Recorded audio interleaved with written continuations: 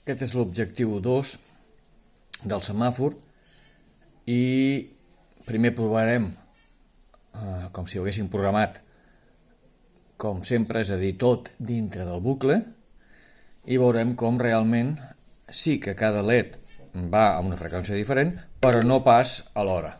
D'acord? Anem a veure-ho.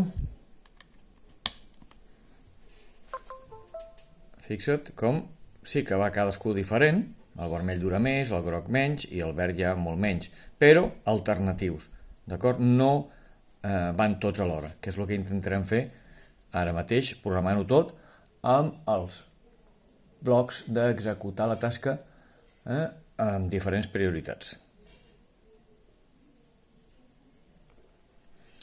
Bé, ara ja tenim la programació feta amb executar tasca, l'endollem i fixeu-vos, és una mica caos, però realment és el que volíem.